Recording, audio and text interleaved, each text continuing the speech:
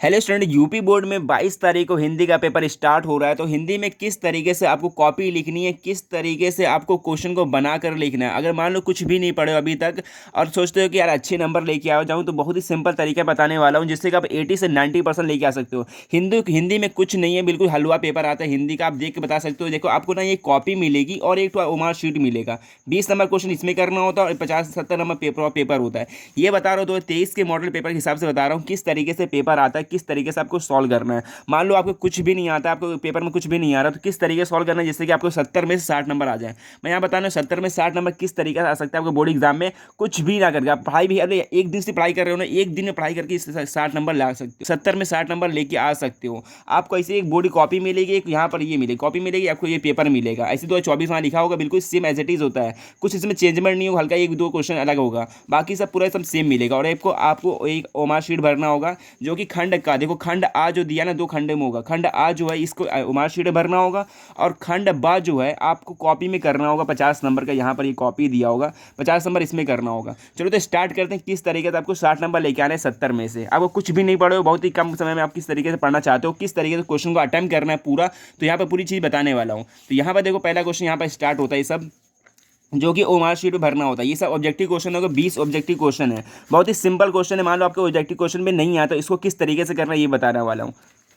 पहले तो यहाँ पे खंड आ स्टार्ट होगा, बहुत ही सिंपल है। ये सबको ओमार शीट में भरना होगा, ठीक है ना। 20 क्वेश्चन एमसीक्यू टाइप के हैं, बहुत ही आसान क्वेश्चन होते हैं। अगर पढ़ोगे ना खुद ही आप यहाँ पे लगा दोगे। यहाँ पे देखो पूछ रहा है कि आचार्य रामचंद्र शुक्ल किस युग के लेखक हैं। अब देखो आचार्य रामचंद्र शुक्ल लिखा है ना, अब देखो नाम से इनके पता चल रहा है शुक्ल युग के हैं। कितना आसान है ना, शुक्ल युग के हैं। तो यहाँ पर तुम ओमार शीट लोगे, पहले का तुम भर दोगे ए वाला ऑप्शन, ठीक है। यहाँ पे देखो ये दिया है, यहाँ पर ए वाला ऑप्शन भर दो। यहाँ पर अच्छे तरीके से इसको भर देना, पूरे अच्छी तरीके से, ठीक है ना। ये हो गया, बहुत ही सिंपल तरीके। 1 नंबर आपको यहाँ से मिल जाएंगे। और ये दूसरा कह रहा है कि गबन विधा की रचना कौन सी है, उपन्यास विधा की है, तो दूसरे का क्या हो जाएगा, सी वाला, ठीक है। दूसरे का सी वाला, ये वाला।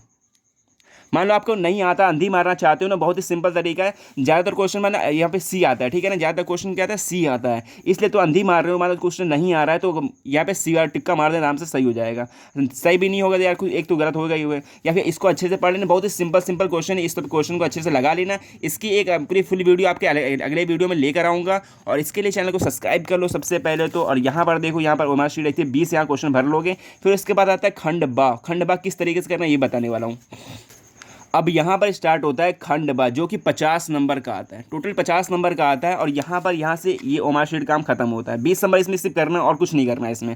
और 50 नंबर का यहाँ पे स्टार्ट होता है कॉपी में किस तरीके से करना है। मान लो आपको कुछ नहीं आता है, बहुत ही कम समय में पढ़ाई करके लाना चाहते हो 1 से 2 दिन में, तो बहुत आसान तरीका है ये देखो, यहाँ पर पहले लिखा होगा गद्यांश में, यहाँ पर 6 नंबर क्वेश्चन आता है, दिख रहा ना। ये 6 नंबर क्वेश्चन, 2-3 क्वेश्चन होंगे, ठीक है ना। 6 नंबर का होगा, यहाँ पर 3 क्वेश्चन दिए हुए हैं, 1-1 नंबर के, 2-2 नंबर के यहाँ दिए हुए हैं। बहुत ही सिंपल दिया होता है। यहाँ पे गद्यांश दिया होता है, ठीक है। देखो लिखा है, निम्नलिखित गद्यांश पर आधारित निम्नलिखित प्रश्नों का उत्तर दीजिए। आपको गद्यांश करना, गद्यांश किस तरीके से करना है ये बताने वाला हूँ। यहाँ पर देख लो, यहाँ पे एक दिया होगा गद्यांश, इसका 3 वहाँ पे क्वेश्चन दिया होगा। यहाँ पे पूछ रहा है कि उपयुक्त गद्यांश का संदर्भ लिखना है। यहाँ पे गद्यांश लिखा है, उपयुक्त गद्यांश, इसका संदर्भ लिखना है। अब तुम यहाँ पढ़ोगे ना, आराम से तुम बता लोगे कौन सा गद्यांश है। अगर तुम मान लो इसको तुम्हें नहीं आता किस तरीके लिखना है ये बता रहा हूँ। मान लो यहाँ पे एक कॉपी मिलेगी आपको, और ये जस्ट ऐसी सेम कॉपी मिलेगी। आपको क्या करना है, पहले गद्यांश करना है।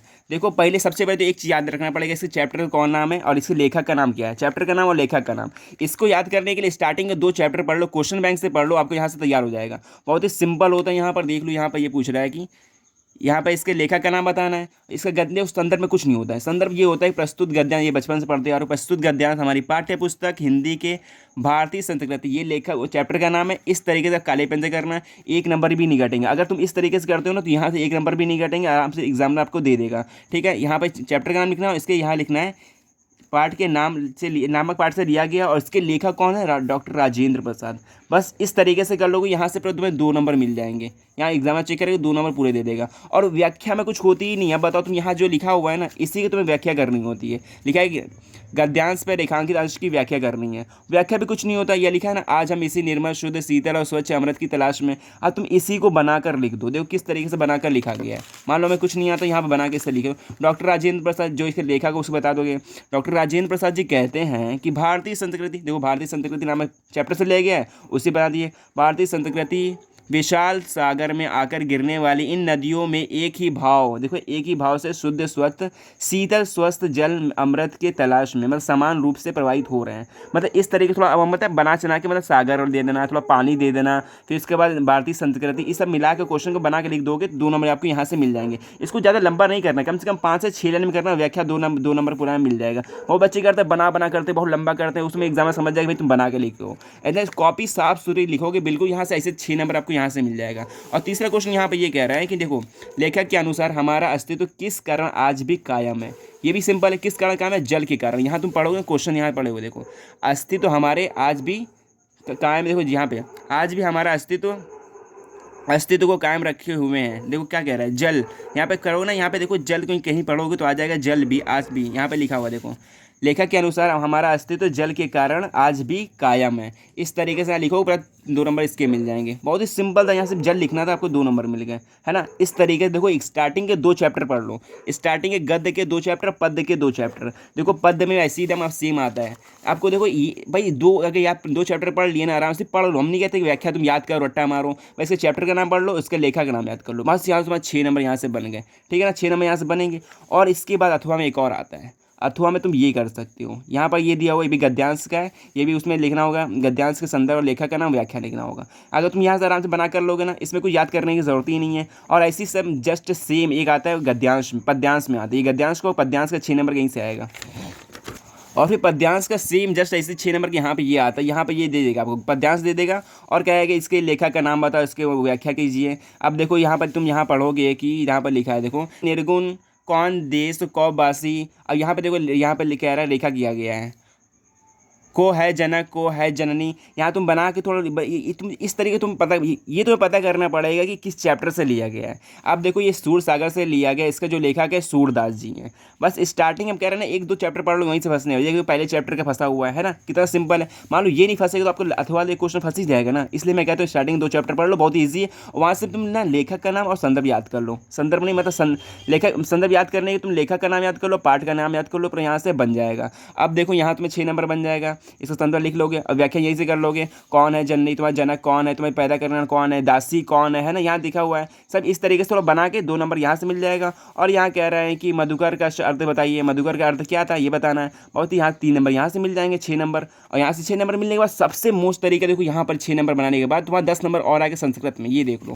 अब देखो 10 नंबर का आता है संस्कृत में, 5 नंबर का एक आएगा, 5 नंबर का पद्य में आएगा, मतलब 5 में गद्य में, 5 नंबर पद्य में। ये लिखा है ना, दिए गए संस्कृत गद्यांश में से किसी एक का संदर्भ सही हिंदी में अनुवाद करना है। बहुत ही सिंपल होता है अनुवाद करना, यहाँ पर दिखा हुआ है। पहले तो इसका तुम यहाँ पे लिखोगे, संदर्भ लिखोगे। संदर्भ किस तरीके से लिखना, कॉपी में आपको ये कॉपी मिलेगी, यहाँ से देखो ये खंड बा करने के बाद देखो तीसरा क्वेश्चन पर यहाँ डालोगे। फिर ये तीसरा क्वेश्चन करने के लिए यहाँ तुम डालोगे प्रश्नोत्तर संख्या 3, ठीक है। और यहाँ पर लिख देना, देखो यहाँ लिखा हुआ ना, ऐसा नगरी, स्टार्टिंग में कुछ लिखना, यहाँ पे स्टार्टिंग लिख दिया। और लास्ट का यहाँ पर जो लिखा हुआ है भाषा कारिता, भाषा कारिता लिखा है ना, भाषाएं कारिता लिखा हुआ है, तुम इसको लास्ट में ये लिख दो, भाषाएं कारिता। एग्जामिनर समझ जाए कि हाँ ये वाला बंदे ने किया है, मतलब स्टूडेंट ने ये वाला मतलब क्वेश्चन को अटेम्प्ट किया है, तो यहाँ पर ये देखेगा हाँ ये सही लिखा हुआ है। और तुमने इसका संदर्भ लिख दिया। मैं कहता हूँ स्टार्टिंग एक चैप्टर इसलिए पढ़ लो, संस्कृत का भी, इसमें बहुत ही सिंपल होता है। यहाँ पर देख लो, आपको लिखा होगा कि आपको बताना है इसमें संदर्भ कौन है। संदर्भ देखो बहुत सिंपल होता है, बस बताना है चैप्टर का नाम क्या है, इसका लेखक नहीं बताना, सिर्फ चैप्टर का नाम बताना, बहुत सिंपल। यहाँ से 2 नंबर आपको मिल जाएंगे। लिखो प्रस्तुत गद्यांश हमारी पाठ्य पुस्तक हिंदी के संस्कृत खंड के वाराणसी पाठ से लिया गया। बस ये वाराणसी तुम्हें लिखना था, यहाँ से 2 नंबर तुम्हें मिल गया, है ना, कितना सिंपल।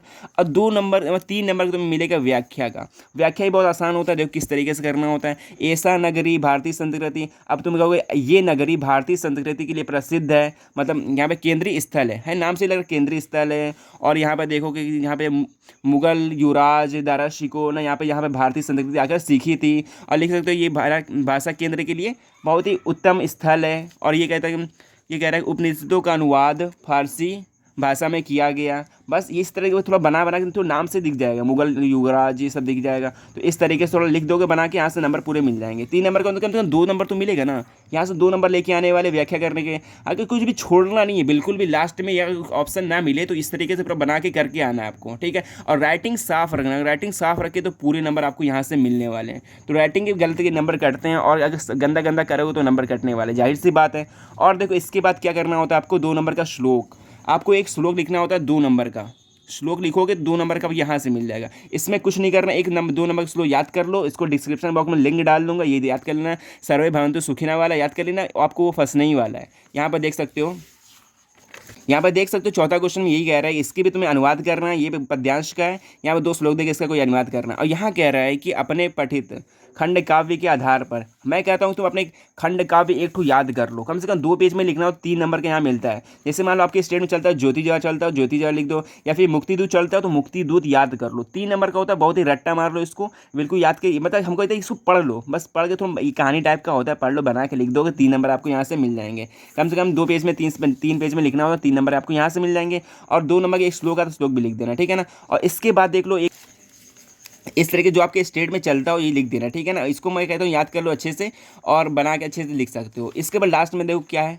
और इसके बाद छठा क्वेश्चन यहाँ से ये स्टार्ट होता है। छठा क्वेश्चन कह रहा है कि दिए गए लेखकों में से किसी एक का जीवन परिचय लिखना है, उसकी प्रमुख रचना लिखनी है। ये तो भाई कह रहा हूँ इतना सिंपल तरीका, इतना सिंपल है, ये कुछ भी ना करो तुम, बस ये जीवन परिचय अच्छे से याद कर लो। बस जीवन परिचय मैं तो कहता हूँ कि ना, देखो आचार्य रामचंद्र शुक्ल याद कर लो, 10th क्लास में हो तो, और एक याद कर लो बिहारी या फिर तुलसीदास का। आराम से ये फंसने वाला है, बिल्कुल ये फंसने ही वाला है। 5 नंबर आपको यहाँ से लेके आने वाले हो। इसको लिखना किस तरीके से, कॉपी में कुछ इस तरीके से लिखना, आचार्य रामचंद्र शुक्ल लिख रहे हो। अब देखो अच्छा, देखो जीवन परिचय में कुछ नहीं होता है, मान लो जीवन परिचय कोई सी आ गया लिख रहे हो बनाकर, बस उसका जन्म याद रखो और इसके पिता का नाम याद रखना और इनकी मृत्यु याद रखो और कहाँ पे इन्होंने शिक्षा की थी, बस बाकी बीच में कुछ भी बना कर लपेट के चले जाओ, आपको यहाँ से पूरा 5 नंबर मिल जाएगा। और रचना याद कर लेना, बस यहाँ से यहाँ 2 कर लोगे, बिल्कुल सिंपल, एक पेज में लिखना होता है। यहाँ से पूरा 10 नंबर लेके आने वाले हो, कुछ है ही नहीं। और यहाँ कहा था ना हमने, जहाँ श्लोक दिया होगा स्वपठित, जो आपने पढ़ा वो एक श्लोक लिख दो, तो 2 नंबर यहाँ श्लोक लिख सकते हो। इसके बाद 2 क्वेश्चन करना होता है, यहाँ पे संस्कृत दिया होगा, संस्कृत में संस्कृत का आंसर देना पड़ता है।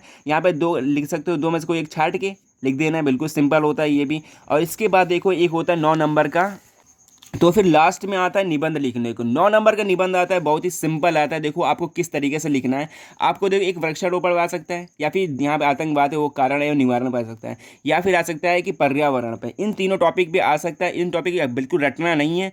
अब इसको ना हेडिंग बाई हेडिंग लिखना, कॉपी में लेना, बिल्कुल हेडिंग बाई हेडिंग लिखना। देखो पहले तो आप रूपरेखा लिखोगे, रूपरेखा मतलब कौन कौन सी हेडिंग है। अगर तुमने हेडिंग लिख दिया ना, मान लो कि आपका टाइम नहीं बचता है, तो हेडिंग लिख दोगे तो एग्जाम में समझ जाएगा हाँ इस बच्चे ने ये टॉपिक पर लिखना चाहा था, बस उसको टाइम नहीं मिल पाया। तो इसलिए रूपरेखा लिखना, फिर उसके बाद हेडिंग बाई हेडिंग लिखना, कम से कम 3 पेज में, 3 से 4 पेज में लिखना। 9 नंबर का आपको यहाँ से मिल जाएगा, ठीक है ना। एक पत्र भी आता है, पत्र इस मतलब मॉडल पेपर में नहीं है, तो पत्र भी आएगा, पत्र भी ऐसे लिख देना, बचपन से तुम पढ़ते हुए आ रहे हो। यहाँ से तुम्हारे पूरे 70 नंबर यहाँ से तैयार हो जाएंगे। 70, अगर तुम मान लो कि तुम 50 नंबर पे लेके आते हो ना, तो आराम से तुम्हें 80% हिंदी बनने वाला है। हिंदी में तुम हल्की बहुत तैयारी कर लो तो बिल्कुल भी यहाँ से 70 में 70 नंबर भी लेके आ सकते हो। कुछ नहीं होता हिंदी में, बस 20 नंबर का MCQ क्वेश्चन निकाल लो, बस ये MCQ क्वेश्चन यहाँ निकाला तुमने 50 नंबर का, तुम आराम से बना लोगे, क्वेश्चन बना के लिख सकते हो। और थोड़ा बहुत स्टार्टिंग के गद्यांश पद्यांश पढ़ लेना, 2 चैप्टर पढ़ लेना। और जीवन परिचय भी 2 इंपॉर्टेंट, आचार्य रामचंद्र शुक्ल याद करना या फिर यह तुलसीदास याद कर लेना। इस तरीके से पूरा यहाँ लिख सकते हो। मिलते हैं नेक्स्ट वीडियो में। अगर वीडियो अच्छी लगी तो वीडियो को लाइक करना।